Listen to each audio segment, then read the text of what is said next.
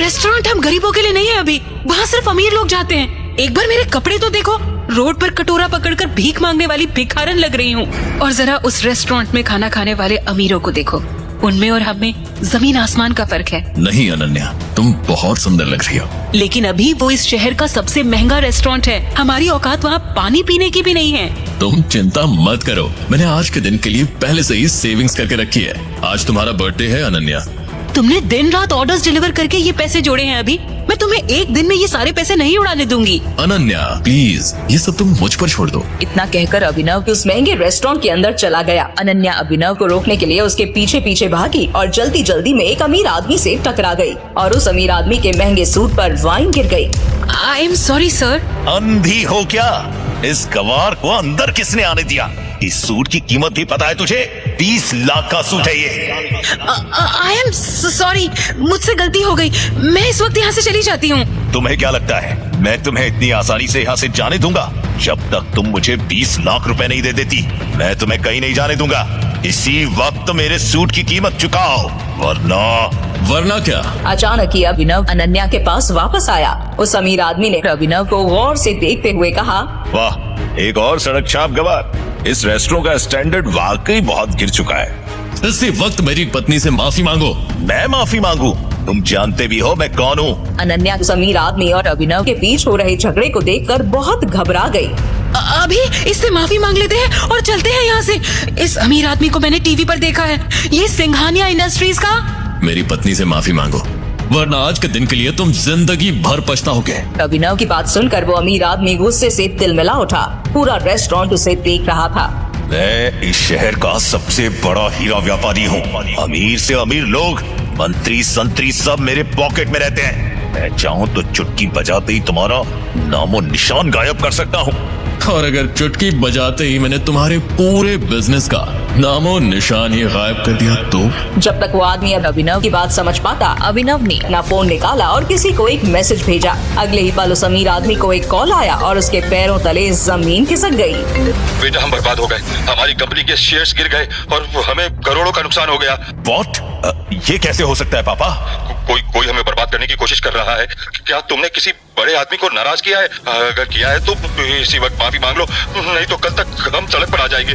वो अमीर आदमी अभिनव की तरफ मुड़ा और बोला, तुमने कैसे किया ये सब? तुम आखिर हो कौन? अभिनव, मेरी बात सुन बेटा, यहाँ से भाग जाओ वरना ये लोग तुझे भी मार डालेंगे। बाहर सड़क पर उनकी गाड़ी खड़ी थी और उसी गाड़ी के पास खड़ा था राणा। अभिनव, बाहर आओ बेटा, समझ गए? जिसने संजय को गोली मारी थी। नहीं पापा, मैं आपको छोड़ के नहीं जाऊंगा। जिद मत कर अभिनव। बेटा देख, मैं तो अपनी जिंदगी जी चुका हूँ। अब जो भी करना है तुम्हें करना है, सब कुछ तुम्हें संभालना है। और मेरी बात सुन, एक बार यहाँ से जाए, उसके बाद दोबारा मुड़ के मत देखना, ठीक है? संजय ने कहा और अपनी उंगली में से एक सोने की अंगूठी निकालकर अभिनव को थमा दी। उस पर टी लिखा हुआ था। और एक बात हमेशा याद रखना, अपनी आखिरी सांस तक लड़ना है, समझ गया ना टाइगर? संजय ने अभिनव के माथे को चूमा। Run tiger, run tiger run! और अपनी बंदूक लेकर उन लोगों का सामना करने के लिए गली से बाहर निकल गए। संजय जैसे ही अपनी गाड़ी के पास पहुंचे तो राणा ने संजय पर बंदूक तान दी। टाइगर, इसका चेहरा मत भूलना।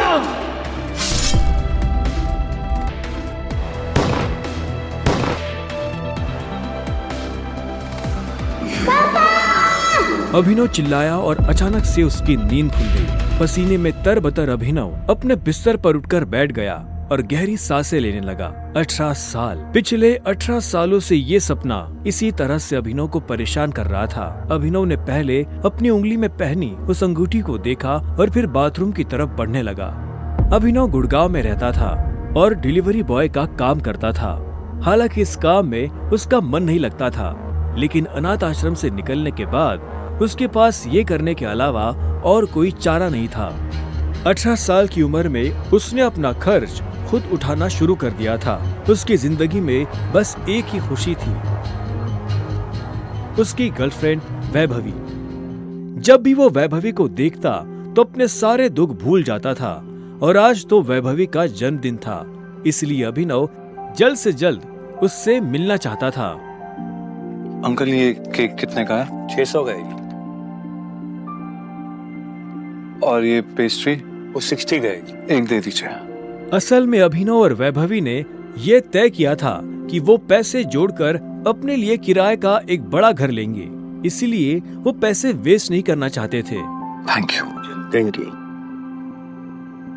कुछ देर के बाद जब वो वैभवी के घर के बाहर पहुंचा तो उसने देखा वहाँ काफी रंगीन लाइट्स जल रही थी और वहाँ से तेज म्यूजिक की आवाज आ रही थी।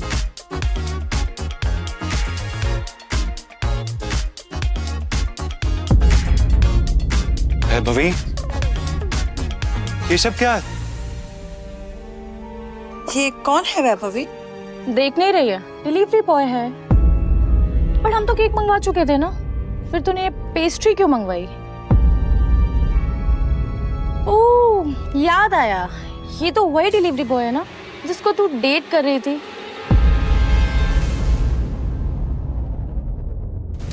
ओह कम ऑन यार वैभवी, तेरा स्टैंडर्ड इतना गिर जाएगा मुझे नहीं पता था। बेब,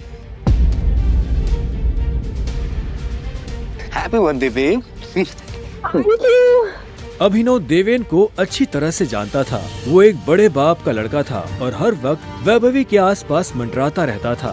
देवेन को यहाँ देखते ही अभिनव का दिमाग खराब हो गया। उसके हाथ में एक बड़ा सा गिफ्ट था, उसके आगे अभिनव के हाथ में लटकी पेस्ट्री की थैली कुछ भी नहीं लग रही थी। Thank you. मेरी वैभवी को छूने की तेरी हिम्मत कैसे? Stop it। दोस्तों, तुम लोगों को मेरे ऊपर डाउट था ना, मेरे स्टैंडर्ड्स पर डाउट था। अब बताती हूँ मेरे स्टैंडर्ड्स क्या है। मैं तुमसे ब्रेकअप कर रही हूँ। What? और नहीं तो क्या, बेचारी कब तक तुझ जैसे गरीब के साथ ऐसी आधी पेस्ट्री खाती रहेगी। मत क्या सुनो। गरीब तो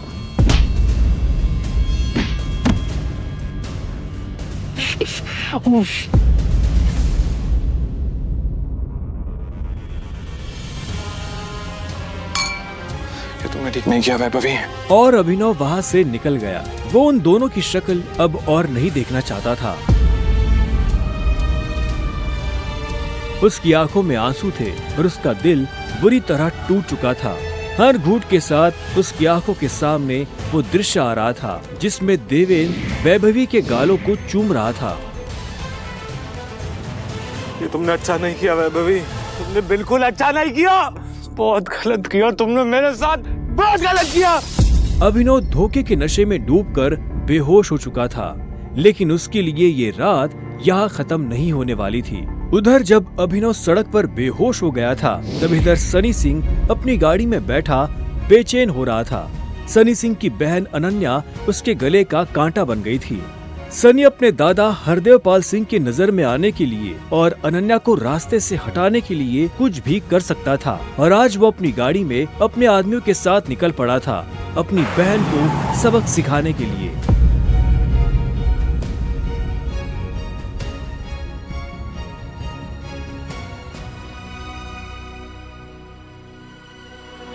जल्दी करो, गाड़ी में डालो इसे। सुबह होने से पहले अगर हमने इसको अनन्या के कमरे में नहीं डाला तो ऐसा मौका दोबारा नहीं मिलेगा। क्विक।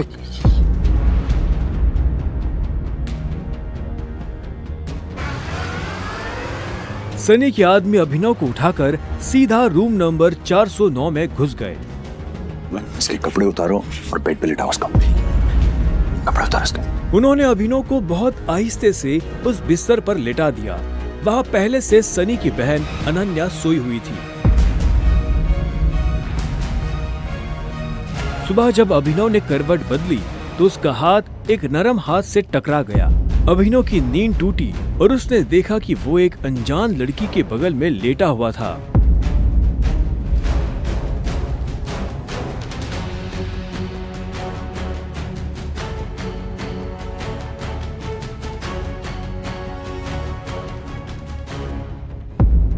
कौन हो तुम? तुम मेरे कमरे में क्या कर रहे हो? तुमने मेरे साथ क्या किया? वो भी इस हाल में? छी छी छी छी छी छी छी, शेम ऑन यू बहना। मुझे तो तुम्हारे पर हमेशा से डाउट था। कितनी बार मैंने दादाजी को समझाया, बोला, पर हर बार बोले मेरी अनन्या ऐसा नहीं कर सकती। लो, कर दिया तुम्हारी अनन्या ने ऐसा। अब पता है दादाजी को उनकी पोती की ये चल रही है इनका से लाइव टेलीकास्ट दिखाने के लिए मैंने उन्हें यहाँ बुला लिया। भाई मुझे नहीं पता, भरोसा करिए। क्या हुआ, कैसे हुआ? मैं जानती तक नहीं इस लड़के को, नहीं जानती भाई। मैं भी, हम दोनों के बीच में कुछ भी नहीं हुआ। नहीं। इससे पहले कि अभिनव सफाई देता, अनन्या और सनी के दादा हरदेव पाल सिंह कमरे में पहुंच चुके थे। उनके पहनावे से समझ आ रहा था कि वो बहुत अमीर आदमी थे। अनन्या को इस हाल में देख उनकी आंखें गुस्से में लाल हो गई थी। मुझे तुमसे ये उम्मीद नहीं थी। दादाजी, आप जैसा सोच रहे वैसा बिल्कुल नहीं है। अनन्या, तुम्हें अच्छे से नियम पता थे, फिर भी तुमने सारे नियम तोड़ दिए। नहीं दादाजी, नहीं। और तू? जब अभिनव की नजर हरदेव से मिली तो उसे लगा कि वो अपनी आंखों के सामने मौत देख रहा है। तूने मेरी पोती के साथ आज से हमारे परिवार के कानून के हिसाब से तू सिंह परिवार का दामाद है। क्या? हम दोनों के बीच में लेकिन कुछ हुआ ही नहीं है। दादाजी, कुछ नहीं हुआ है। कुछ नहीं किया है ना तुम दोनों ने? तो क्या ये था?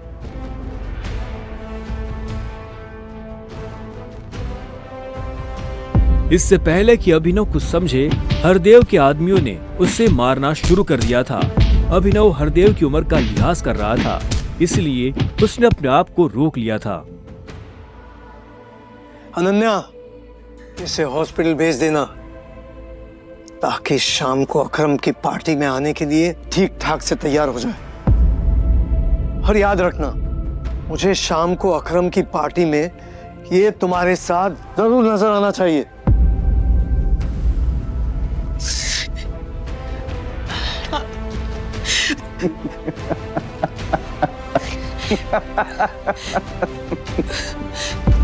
क्यों मेरी जिंदगी बर्बाद कर दी तुमने?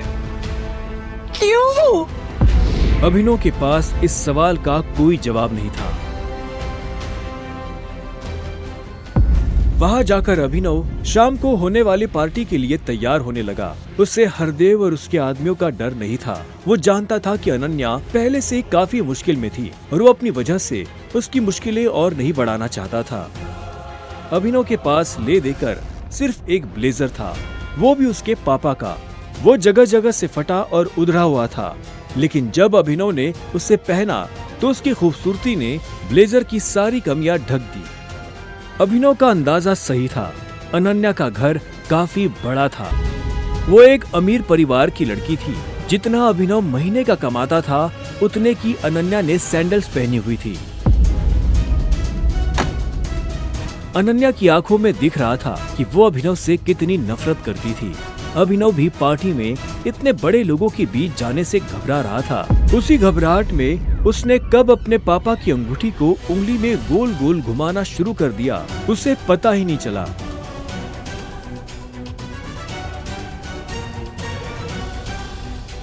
इस अंगूठी को उतार दो प्लीज, बहुत गंदी लग रही। सॉरी, पर ये अंगूठी मेरा सब कुछ है।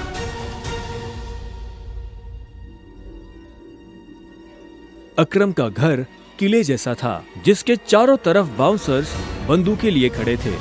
जैसे ही अनन्या और अभिनव अंदर आए तो इतने में उसकी नजर देवेन से टकरा गई।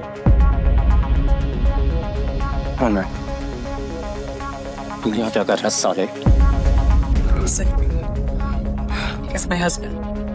अनन्या, पागल हो गई हो तुम?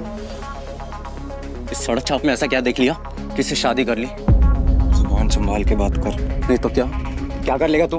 बोलना, क्या कर लेगा? देवेन भी तैश में आ गया। अभिनव उसके ऊपर हाथ उठाने ही वाला था। इतने में उन दोनों का झगड़ा देख पार्टी का ऑर्गेनाइजर अकरम वहां पहुंच चुका था। क्या हो रहा है यहाँ?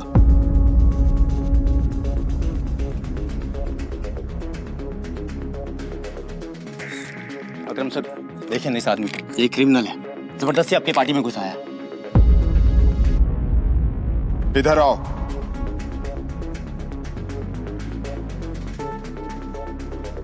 कौन हो तुम और यहाँ कैसे आए? एक्चुअली ये मेरे पति है। अकरम को अनन्या की बात पर विश्वास नहीं हुआ। तुम इस पार्टी में इनवाइटेड नहीं हो।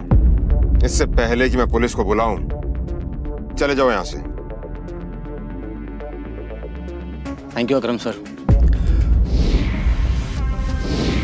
अनन्या, तुम भी इससे दूर हो, साला गरीब कहीं का। रुको। अकरम भागते हुए अभिनव के पास गया और उसकी अंगूठी को देखने लगा। मुझे तुमसे कुछ जरूरी बात करनी है, अकेले में। अच्छा, चलो। अकरम ने कहा और अभिनव का हाथ पकड़कर उसे अपने साथ अंदर ले जाने लगा।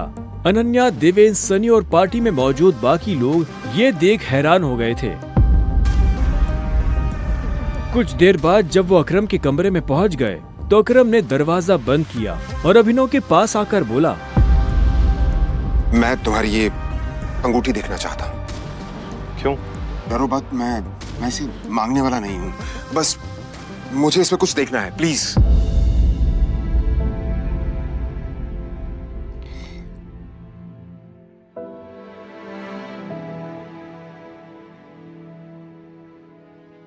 टाइगर?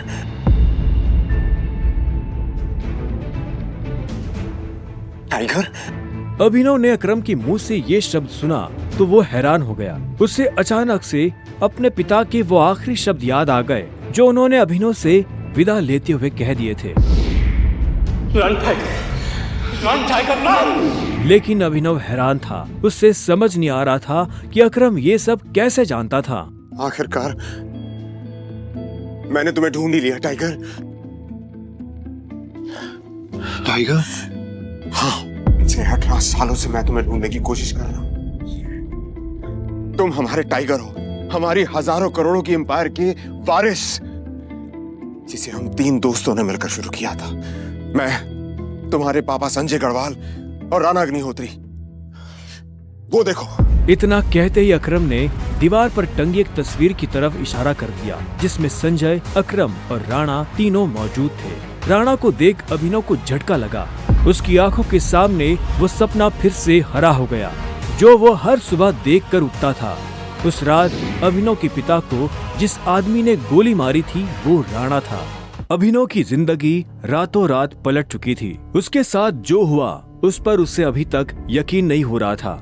उसके हाथ में अपने पिता की तस्वीर थी, लेकिन उस तस्वीर में वो गुस्से से भरी निगाहों से राणा को देख रहा था। अगर उसका बस चलता तो वह अभी के अभी अपने पिता की मौत का बदला ले लेता। मैं तुमसे पूछना ही भूल गया, इतने सालों तक तुम थे कहाँ? कहाँ थे तुम? पापा के जाने के बाद मैं एक अनाथ आश्रम में पला बढ़ा। कई सालों के बाद वहां से निकला, काम करने लगा ताकि पढ़ाई के लिए पैसे जोड़ सकूं। लेकिन इस दौरान आप लोगों ने मुझे ढूंढा क्यों नहीं? टाइगर, ऐसा नहीं है कि मैंने तुम्हें ढूंढने की कोशिश नहीं की। जैसे कि मैंने तुम्हें बताया कि तुम्हारे पापा के जाने के बाद माफिया वर्ल्ड में अफरा तफरी मच गई थी।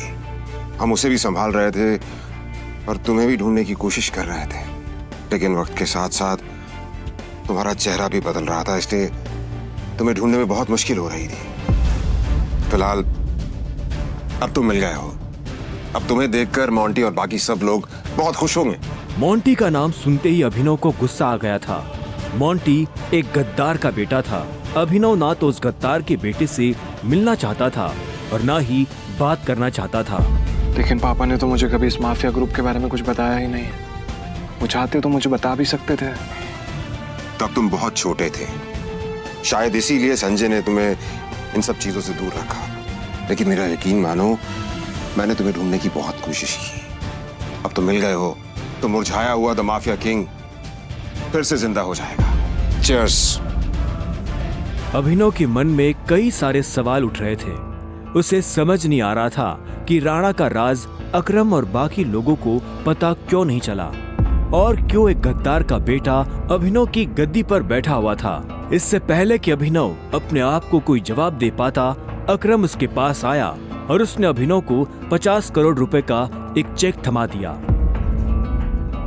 ये लो, इसे रख लो। जब तक तुम टाइगर की पोजीशन नहीं पा लेते तब तक तुम्हें इसकी जरूरत पड़ेगी। अभिनव ने अकरम के हाथ से चेक लिया और उसे देखने लगा। उसकी जिंदगी पलट तो गई थी, लेकिन अभी भी ऐसे कई सवाल थे जिनके जवाब उससे नहीं मिले थे। एक बात और, तुम्हारी असली पहचान के बारे में फिलहाल किसी को कुछ पता नहीं लगना चाहिए। इसलिए अभी तक जैसे जीते आए थे वैसे ही जीते रहना, समझे? अभिनव ने हाँ में सिर हिलाया और दोनों कमरे से बाहर आ गए। इधर अनन्या चिंता भरी निगाहों से उस कमरे के दरवाजे को देख रही थी जिसमें अभिनव और अकरम थे। वो ये जानने के लिए बेताब थी कि उन दोनों के बीच अंदर क्या बात हो रही थी और अभिनव को आने में इतनी देर क्यों लग रही थी। लगता है आज अभिनव अपनी दवा चखेगा। वैसे कितने दुख की बात है ना, शादी के बाद बेचारा ऐश करने से पहले ही मर जाएगा। ये सुन अनन्या को झटका लगा। वो जानती थी कि अकरम के लिए किसी को मारना कोई बड़ी बात नहीं थी। अकरम सर जैसे गटर के चूहों को बर्दाश्त नहीं करते हैं, साफ कर देते हैं। देखना ये भी नहीं बचेगा। इसे कहते हैं शादी करके मर गया, वो बात सच हो जाएगी। अनन्या को ये सुनकर बुरा लगा। कोई इंसान किसी दूसरे इंसान की मौत पर खुश कैसे हो सकता था? प्लीज एटलीस्ट उसके बारे में इस तरह से बात तो मत करो। तो कैसी बातें करें? जिसके जैसे लक्षण होते हैं ना, उसके बारे में वैसी ही बातें होंगी। देवेन सही कह रही है वो, बिल्कुल ठीक कह रही हो। हमें उसके बारे में ऐसे बात नहीं करनी चाहिए। वैसे भी मेरे दादाजी ने कहा था कि मरे हुए लोगों के बारे में ना गलत बात नहीं करनी चाहिए।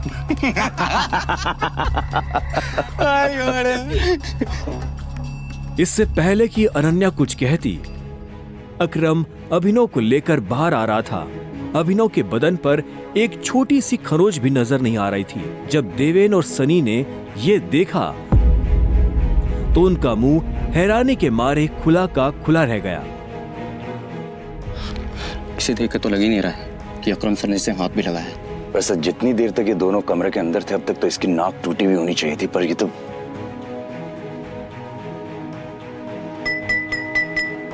लेडीज एंड जेंटलमैन, मैं आप सबको किसी से मिलवाना चाहता हूं। ये अभिनव, मेरे सबसे पुराने ड्राइवर का बेटा, मेरे लिए बहुत अजीज है ये।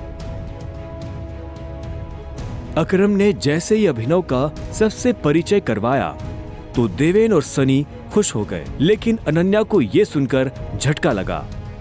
Enjoy the party please. इतने में अकरम ने कहा और अभिनव को अकेला छोड़ बाकी लोगों से मिलने के लिए निकल गया। देवेन और सनी को अभी तक समझ नहीं आ रहा था कि अकरम अभिनव को इतना भाव क्यों दे रहा था। अभिनव को इस बात से कोई लेना देना नहीं था कि सनी और देवेन उसके बारे में क्या सोच रहे थे। उसकी आंखों के सामने बस रह रहकर अपने पिता की शक्ल आ रही थी। उसे वो रात याद आ रही थी जिस रात को राणा ने संजय को गोली मारी थी। अभिनव को ये भी याद आया कि उसे खुद भी गोली लगी थी, लेकिन उसकी किस्मत अच्छी होने की वजह से वो बच गया था।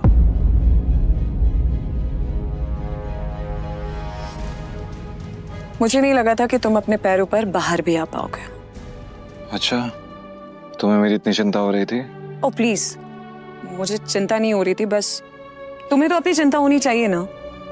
अगर जिंदा रहना चाहते हो तो थोड़ा बचकर रहो। अकरम सर ने तेरे अंदर क्या बात की, बता। उन्होंने मुझसे कहा कि अगर देवेन जैसा गधा तुझसे सवाल पूछे तो उसे जवाब मत देना। देवेन ने उसे गाली दी, लेकिन अभिनव पर उसका कोई असर नहीं हुआ। उसके दिमाग में इस वक्त पहले से ही कई जरूरी चीजें घूम रही थी। इसके बाद पूरी पार्टी के दौरान अनन्या ने अभिनव से कोई बात नहीं की। मेरा घर यहाँ से पास में है, वहीं ले लो। तुमने सोच भी कैसे लिया कि मैं तुम्हारे साथ तुम्हारे घर आ रही हूँ? तुम्हारी हालत ऐसी है तो पता नहीं तुम्हारी घर की हालत कैसी होगी। तुम मेरी पत्नी हो, मेरे साथ नहीं रहोगी तो किसके साथ रहोगी? सुनो, अपनी ये 2 कौड़ी का लॉजिक ना अपनी जेब में रखो। पहले तुम मुझे ये बताओ, तुम मेरे बिस्तर में कैसे आए? ये सवाल तो मैं भी तुमसे पूछना चाहता हूँ। अच्छी बात है, लेकिन मैं तुम्हारे साथ तुम्हारे घर रहने नहीं आ रही हूँ, मैं अपने घर जा रही हूँ, ठीक है? और अगर इन फ्यूचर मजबूरी भी रहे ना, तो मैं तुम्हारे साथ तुम्हारे घर में नहीं रहूंगी, तुम मेरे घर रहने आओगे, एक नौकर की तरह, समझे? अभिनव ने पहले उसे देखा और फिर अपनी उंगली में पहनी हुई उस अंगूठी को देखने लगा। अगर आज वो अंगूठी नहीं होती तो पता नहीं उसका क्या होता।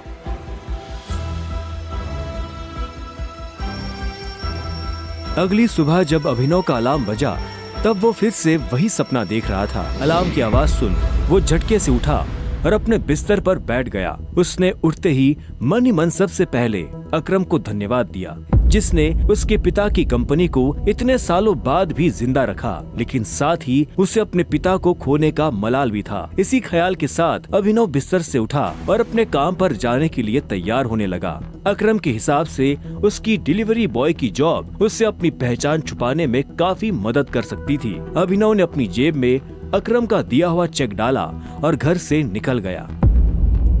1 घंटे बाद जब वो अपनी बाइक से ऑफिस आया और कॉरिडोर में चलने लगा तो उसे पीछे से आवाज आई, ए डिलीवरी बॉय।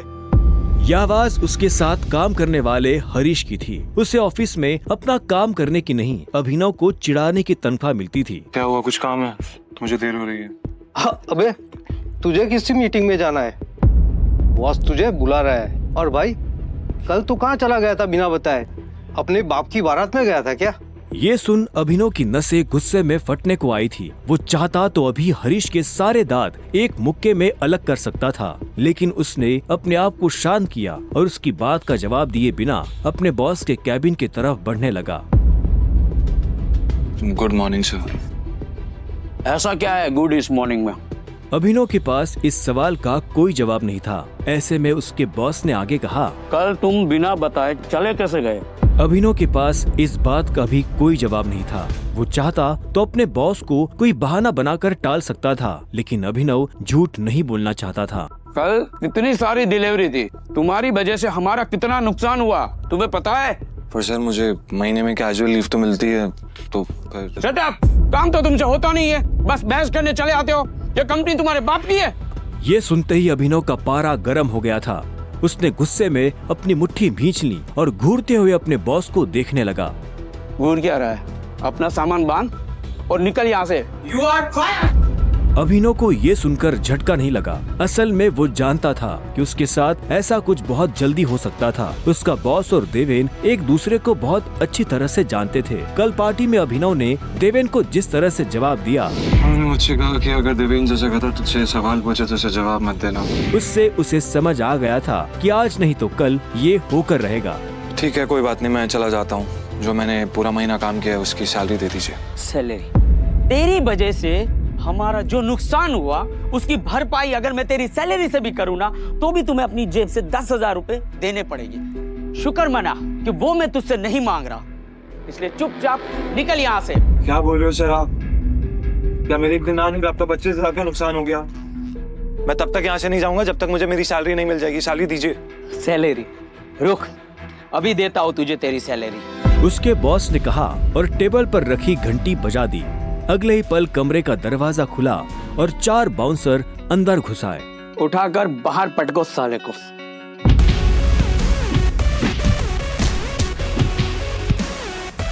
बॉस के मुंह से ये सुनते ही वो चारों अभिनव पर धावा बोलने के लिए टूट पड़े, लेकिन इससे पहले उनमें से कोई अभिनव पर हमला कर पाता, अभिनव ने उन्हें पटकनी दे दी थी। उसने किसी का हाथ तोड़ा तो किसी का पाँव, किसी के पेट में मुक्का मारा तो किसी के पेट पर लात। देखते ही देखते बॉस के सारे आदमी ढेर हो गए थे। बॉस ये देख भौचक्का रह गया था। अभिनव अब सीधा बॉस के पास आया और उसकी गर्दन पकड़कर बोला, बॉस ने घबराहट में अपने ड्रॉर से कैश निकाला और कांपते हाथों से अभिनव को थमा दिया। अभिनव ने कैश देखा और बॉस की गर्दन छोड़ वहाँ से बाहर निकलने लगा। इससे पहले कि वो बाहर आता, उसने बॉस की आंखों में देखा और बोला, और एक बात याद रखना, अगर आज के बाद किसी के बाप पे गया ना तो गर्दन तेरी होगी, पंजा मेरा। ये सुन बॉस के होश उड़ गए थे। उसे पता था कि अभिनव एक गुस्सेल आदमी है, लेकिन उसने कभी उसका गुस्सा देखा नहीं था। इधर अभिनव भी जब ऑफिस से बाहर आया तो उसे एक अनजान नंबर से फोन आया। अभिनव ने फोन उठाया। हेलो, कौन? टाइगर, अकरम। हाँ कहिए। मुझे तुम्हें किसी से मिलवाना है, वो भी हमारे माफिया वर्ल्ड का एक बहुत बड़ा नाम है, और साथ ही साथ तुम्हारे पापा और मेरा जिगरी यार भी, बलराज। मैं चाहता हूं कि बलराज को पता चल जाए कि हमारा टाइगर वापस लौट आया है, इसलिए शाम को साथ में डिनर करेंगे होटल सफायर में। एड्रेस तुम्हें भेज रहा हूं, ठीक है? सिया।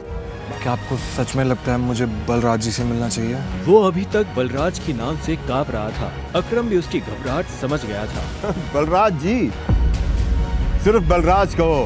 तुम टाइगर हो यार, और जंगल में सारे जानवर टाइगर के नाम के आगे जी लगाते हैं, लेकिन टाइगर कभी किसी जानवर के नाम के आगे जी नहीं लगाता। चलो शाम को मिलते हैं, बाय। अकरम के मुंह से ये बात सुनते ही अभिनव का कॉन्फिडेंस बढ़ गया था। वो अब उस टाइगर जैसा महसूस कर रहा था जो जू से निकलकर जंगल में आ गया हो। अभिनव अपने पुराने ऑफिस से निकलने के बाद अपने घर आ गया था। वो इतने आराम से अपने बिस्तर पर आखिरी बार कब लेटा था उसे याद ही नहीं था। वो बड़ी एक्साइटमेंट के साथ कमरे के दरवाजे की तरफ देख रहा था। Pizza delivery. सर, ऑर्डर सिर्फ 500 का था, आपने मुझे 1000 क्यों दिए? तुम डिलीवरी वाले बहुत मेहनत करते हो दोस्त, ये 500 रुपए तुम्हारी टिप। Thank you sir. इधर अभिनव उस पिज्जा बॉक्स को ध्यान से देख रहा था। उसे याद नहीं आ रहा था कि उसने आखिरी बार पिज्जा कब खाया था। वैभवी और अपने लिए घर लेने के चक्कर में उसने अपनी कितनी इच्छाओं को मारा था, इसका एहसास उसे आज हो रहा था, लेकिन अब वो रुकने वाला नहीं था। शाम को अभिनव होटल सैफायर जाने के लिए तैयार होने लगा था। उसने ग्रे कलर की शर्ट और ब्लैक कलर की पैंट पहनी थी। अभिनव के पास पहनने के लिए इससे अच्छा और कुछ नहीं था। जैसे उसने होटल को बाहर से देखा तो देखता ही रह गया। उसने आज तक इतने बड़े होटल को इतने पास से नहीं देखा था। रुको, अंदर का जा रहा है? अंदर ही जा रहा हूँ, क्या दिक्कत है? अंदर जाना है तुझे? तुझे क्या लगता है कि मैं तुझे अंदर जाने दूंगा? क्यों नहीं जा सकता मैं अंदर? अभिनव समझ गया था कि चीफ सिक्योरिटी ऑफिसर उसके कपड़े देखकर उसे जज कर रहा था। सुन, मैं तेरे जैसे लोगों को बहुत अच्छे से जानता हूँ, फालतू का तमाशा मत कर, निकल यहाँ से। कैसे जानता है तू मुझे? रिश्तेदार है मेरा, जब मैं अंदर जाने के लिए आया हूँ तो वापस क्यों जाऊंगा? ये होटल क्या तेरे बाप की है? बोलना। ये सुनते ही अभिनव का माथा गर्म हो गया, लेकिन उसने गुस्से में कुछ नहीं किया। वो शांत रहा ताकि लोगों का ध्यान उसकी तरफ ना जाए। अभिनव 2 कदम पीछे हटा और उसने फोन निकालकर अकरम को फोन मिला दिया। हाँ टाइगर, कहाँ पहुँचे?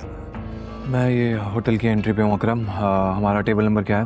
Table number? अरे मैं इस होटल का मालिक हूँ, मुझे टेबल बुक करने की जरूरत नहीं है। तुम अंदर जाओ और आराम से बैठो, बस मैं पहुँचने ही वाला हूँ। मैं अंदर नहीं जा पा रहा हूँ, यहाँ पे कोई ये सिक्योरिटी वाला खड़ा है, वो कह रहा है कि मेरे जैसे इंसानों को अंदर नहीं जाने देता है।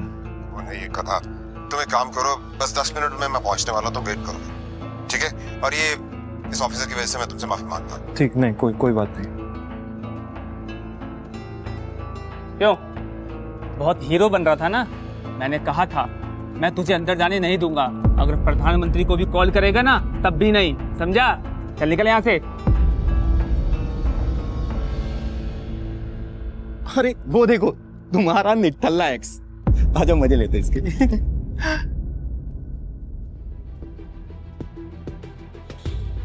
इससे मैंने अपना बॉयफ्रेंड कभी माना ही नहीं। वैसे भी मैं अपनी से छोटे लोगों से बात नहीं करती, मुंह नहीं लगती उन्हें बॉयफ्रेंड क्या बनाऊं। तुम छोटे आदमी के मुंह नहीं लगती होगी, लेकिन ये छोटा आदमी तुम्हें एक सलाह देना चाहता है। इंसान की पहचान उसकी जुबान से होती है, जुबान संभाल के बात करो, वरना किसी दिन यही जुबान तुम्हारी जान ले लेगी। वाह, क्या बात कही है। ताली बजाओ। Very nice. तो फिर तुमसे तुम्हारे पैर क्यों नहीं संभाले गए? यहाँ कैसे चले आए? पिए हुए हो क्या? अकरम ने बुलाया मुझे यहाँ पे। अच्छा, अरे हाँ याद आया, अकरम सर ने उस दिन कहा था तू उनके किसी ड्राइवर का बेटा है, तो यहाँ अपने बाप की जगह ड्राइवर की नौकरी मांगने आया क्या?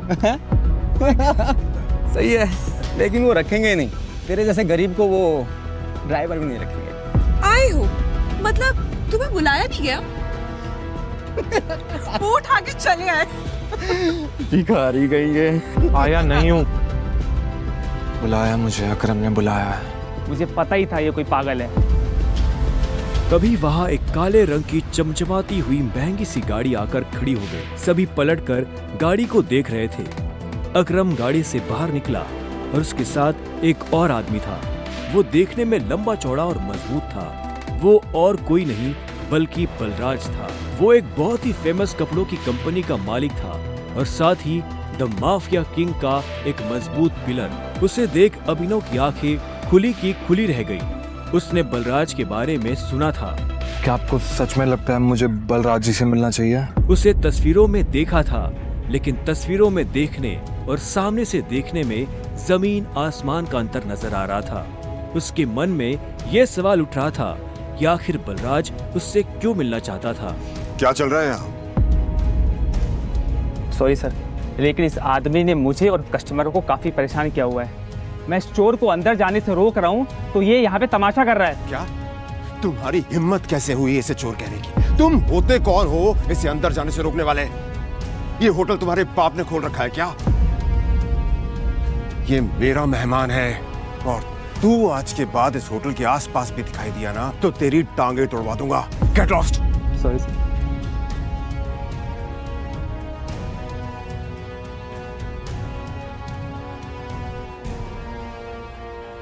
I'm sorry, tiger. इस बेवकूफ की वजह से नहीं। असल में तो छोटा आदमी का दुश्मन बना हुआ है आज की। आओ चलो। अकरम ने अभिनव को अपने साथ अंदर आने का इशारा किया। अभिनव अकरम के पीछे चला जा रहा था। उसे महसूस हो रहा था कि बलराज भी अपने भारी भरकम पैरों के साथ अभिनव के पीछे आ रहा था। कुछ देर के बाद वो होटल के एक आलीशान से कमरे के बाहर आ चुके थे। इससे पहले कि वो अंदर जाते, होटल का मैनेजर उनके पास आया और बोला, good evening sir, welcome sir, can I get something for all of you? एक काम करो, जो भी लीकर अवेलेबल है उसकी लिस्ट भिजवा दो। Sure sir, but sir if you don't mind, अपने होटल में जितनी भी लिकर्स अवेलेबल हैं मुझे सबके नाम याद है। We have tequila which is of 5 lakh rupees, vodka 8 lakh rupees, biscuit 10 lakh rupees and we have gin जो कि 12 लाख रुपए की। Sir what would you like to have? क्या है कि आज मेरे यहाँ बहुत खास मेहमान आए हैं, तो इसलिए जो सबसे महंगी है वो भिजवा दो और बाकी सब चीजें। Sure sir, I will get the best liquor for all of you. Good evening sir. Good evening sir. Akram, hotel तेरा, शराब तेरी, फिर भी तुम्हारा ये मैनेजर तुझे तेरी शराब की रेट क्यों बता रहा था, जबकि तू कोई भी चूज कर सकता है? वो इसलिए मेरे दोस्त क्योंकि मैं दिन देखकर शराब मंगवाता हूँ और आज का दिन मेरे लिए, इनफैक्ट हम सबकी जिंदगी के लिए बहुत इंपॉर्टेंट दिन है, इसलिए मैंने हम तीनों के लिए महंगी शराब मंगवाई। So let's enjoy. अच्छा आओ। Okay, let's enjoy. अब तुम्हें यहाँ अपनी पहचान छुपाने की जरूरत नहीं है। ये रूम प्राइवेट भी है और सबसे सेफ भी। बैठो। वो एक आलीशान कमरा था। वो तीनों बैठ गए। तब अभिनव बलराज को बहुत ध्यान से देख रहा था। बलराज, आज मैंने तुम्हें यहाँ एक बहुत इंपॉर्टेंट इन्फॉर्मेशन देने के लिए बुलाया है। हमें संजय का बेटा टाइगर मिल गया है, लेकिन फिलहाल वो अंडरकवर है, इसलिए उससे तुम्हें मैं बाहर नहीं मिलवा सकता था।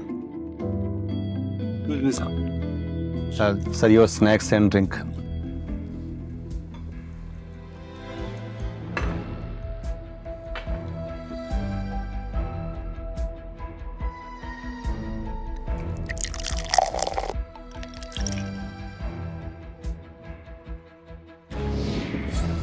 सर। Sure. Cheers. Cheers.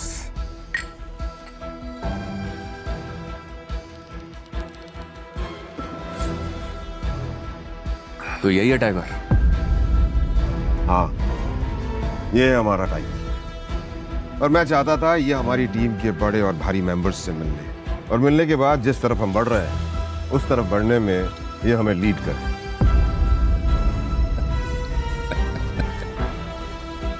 माफ करना दोस्त, पर मुझे थोड़ी हंसी आ रही। वो क्या है ना, सब कुछ तो तू ही बोल रहा है। हमारा ये टाइगर गूंगा है क्या? हाँ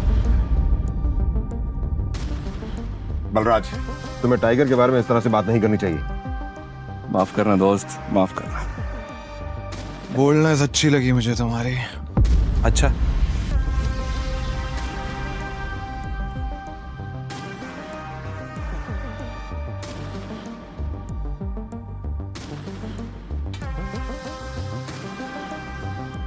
हो गए तुम बॉस, लेकिन ये मत भूलना तुम किसके सामने बैठे हो। टाइगर हूं मैं। टाइगर ना ही चुप रहता है, ना ही धीरे बोलता है। टाइगर सीधा धाड़ता है।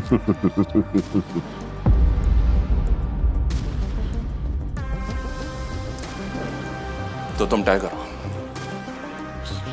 ठीक है। तो टाइगर ये बताओ, इतने सालों से कहां थे तुम? अब ऐसा तो नहीं हो सकता ना कि इतने सालों के बाद तुम हमारे सर पे आके बैठ जाओ और हम मान लेंगे कि तुम टाइगर हो। मजाक तो नहीं हो रहा है यहाँ? क्यों अकरम, सही कहा ना? और जिस गति की तुम बात कर रहे हो ना,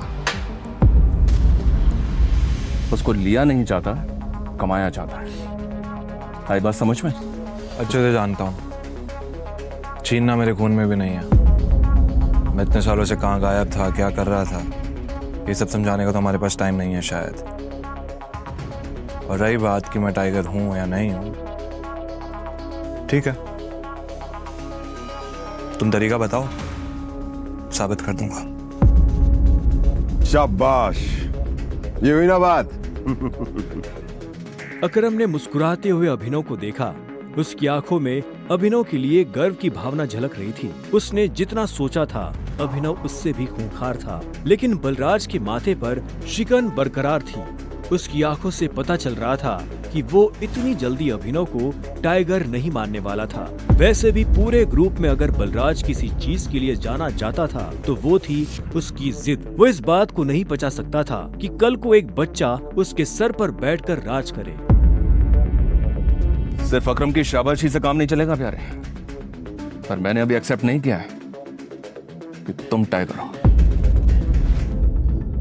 तुमने कहा कि तुम साबित कर सकते हो कि तुम टाइगर हो, तो ठीक है, मैं तुम्हें चैलेंज देना चाहता हूं। ये क्या कह रहे हो तुम? Relax Akram, relax. Let's fight, लड़ते हैं। अगर तुम जीते तो हम मान लेंगे कि तुम टाइगर हो, लेकिन अगर तुम हारे तो हमसे कुछ पैसे लेना और गुड़गांव से कहीं बहुत दूर जाकर सेटल हो जाना। बलराज, क्या कह रहे हो तुम? ये सही नहीं है।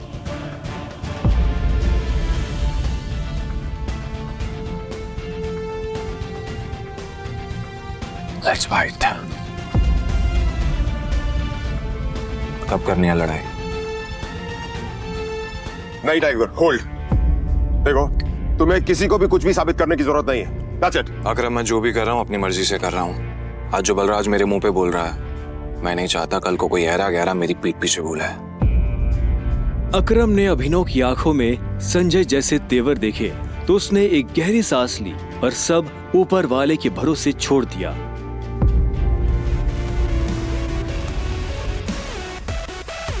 लगभग 1 घंटे के बाद बलराज अभिनव और अकरम के साथ अपनी प्राइवेट एरेना में आ गया था।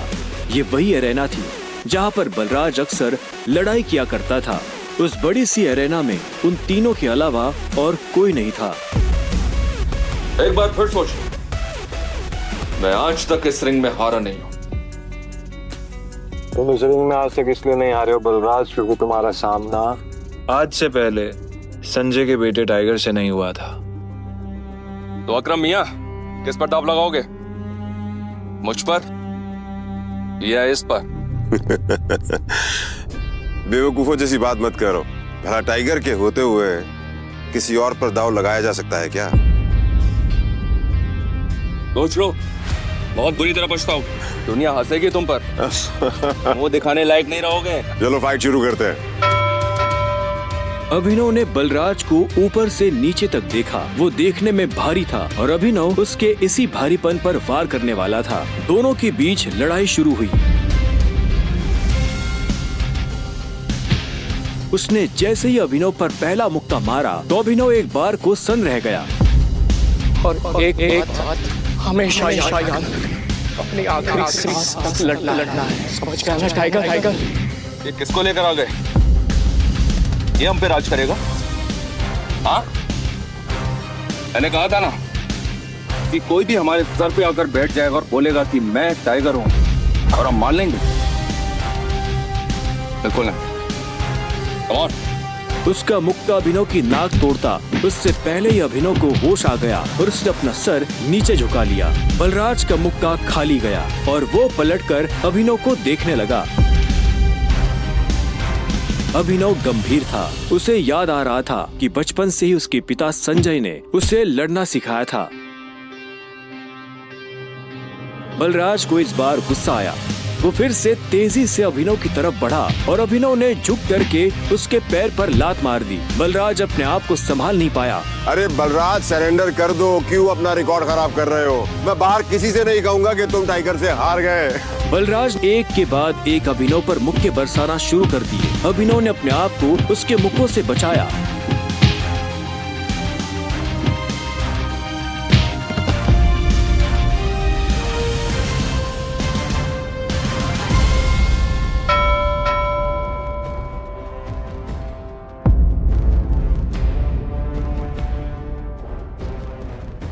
अभिनव ने बलराज को छोड़ा और चुपचाप रिंग के कोने में जाकर खड़ा हो गया। बलराज ने मुश्किल से अपने भारी भरकम शरीर को उठाया और दर्द में कराहते हुए बोला, अकरम, मैं जानता तो बहुत खुश हो गया आज। बलराज की कमर में मोच आई थी और उसने हंसते हुए अभिनव से कहा, कहाँ से सीखा ये सब?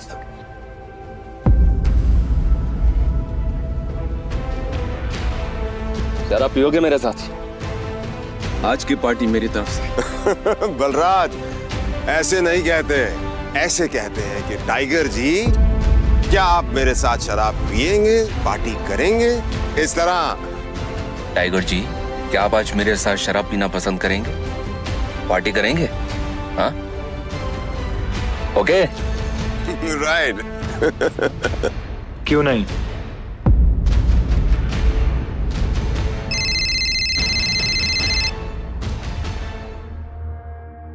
हाँ नन्या। देखो, मेरे मम्मी पापा आ गए हैं। जो कुछ भी हुआ है उन्हें सब पता चल चुका है। वो तुमसे मिलना चाहते हैं तो तुम जहाँ भी हो अभी कभी घर आओ। क्या अभी? हाँ, तो इतनी हैरान होने की जरूरत नहीं है। जो किया अब उसे भुगतो।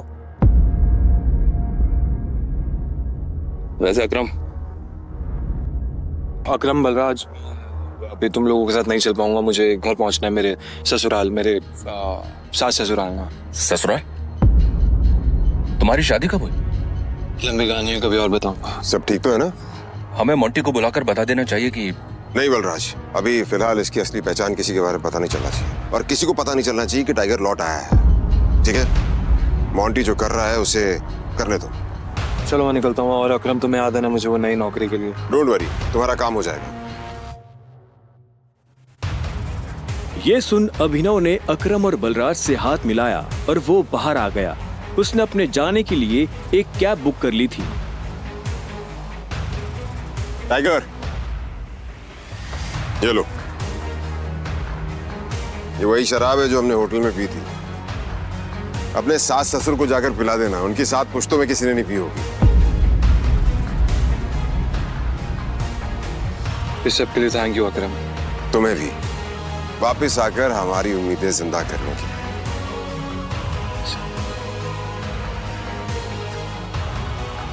अब आजा कि अंदर रिंग में ही रहेगा। कुछ देर के बाद गाड़ी अनन्या के घर के बाहर आकर रुकी। अभिनव नीचे उतरा और गहरी सांसें लेते हुए घर के अंदर पहुंच गया।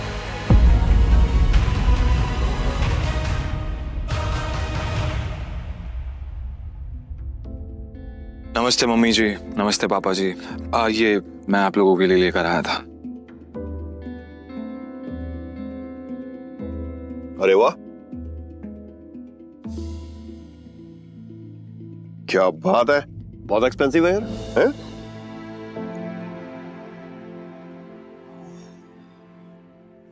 क्या खुशबू है, देख। क्या तुम भी? मुझे तो लगता है ये बॉटल्स कहीं से चोरी करके लाया होगा। तुम्हें लगता है इसके जैसा आदमी इतनी महंगी शराब अफोर्ड कर पाएगा? और तुम ये सब क्यों लाए हो यहाँ पे?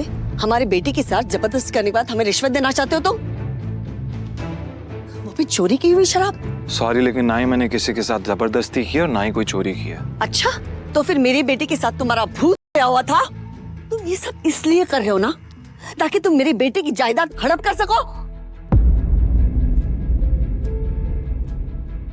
तुमने कहा तुम और कहा मेरी बेटी। अभिनव को ऐसा लगा जैसे उसके सीने में किसी ने छुरा घोंप दिया हो। कोई भी उसकी बात सुनने को राजी ही नहीं था। हाँ, ये बात ठीक है कि वो अनन्या के साथ उसने ये सब जानबूझकर नहीं किया था। उसे खुद नहीं पता था कि वो अनन्या के कमरे में कैसे पहुंच गया। अगर उसे पहले से ये सब पता होता तो वो कभी ऐसा नहीं करता। पर आखिर में अभिनव ने कोई सफाई नहीं दी। उसे पता था कि कोई फायदा नहीं होगा। गूंगे हो? मुंह में जुबान नहीं है तुम्हारे? शर्मिला, बैठ। अभिनव, बैठ जाओ। शर्मिला अभी भी गुस्से में उसे देख रही थी।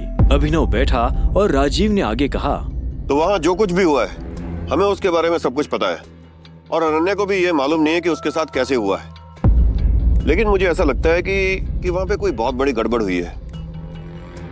चलो, अब जो कुछ भी है, तुम्हारे और अनन्या का रिश्ता तो बदल नहीं सकते। वैसे भी जो कुछ हुआ उसका उसे मलाल नहीं था। अगर वो अनन्या से नहीं मिलता तो वो अकरम से कभी नहीं मिल पाता। साथ ही वो बाहर की दुनिया में अनन्या का नाम भी खराब नहीं होने देना चाहता था। ऐसे में वो भी नहीं चाहता था कि ये शादी टूटे। तो अभिनव, तुम क्या करते हो? मैं एक डिलीवरी बॉय का काम करता था और आज मुझे नौकरी से निकाल दिया गया। उसके ये शब्द किसी बॉम्ब की तरह उन दोनों पर गिरे। इससे पहले कि शर्मिला कुछ कहती, राजीव ने कहा, अभिनव, तुम्हें जल्द से जल्द नौकरी ढूंढनी पड़ेगी और वो भी अच्छी वाली। तभी तुम मेरी बेटी के साथ लीगली शादी कर सकते हो। चलो, अब तुम जा सकते हो। अभिनव उठा और बाहर निकलने लगा। इतने में शर्मिला के गुस्से में और एक उबाल आया और वो अभिनव के पीठ पीछे बोली, देखा कितना ढीठ है ये? ओवर कॉन्फिडेंस तो देखो इसका। जेब में 10 रुपए नहीं है और चल ऐसे रहा है जैसे जंगल का टाइगर हो। राजू, तुम्हें लगता है इस जैसे ली कोई नौकरी पे रखेगा? रखेगा नहीं, रखेंगे। मेरे लिए काम की कमी नहीं है। सुना तुमने? राजीव भी अभिनव की बात सुन हैरान हो गया। इतने में अभिनव शर्मिला के पास आया और बोला, अगर मुझे एक अच्छी नौकरी मिल गई तो क्या आप मुझे ये साबित करने का मौका देंगी कि मैं अनन्या से शादी करने के लायक हूँ?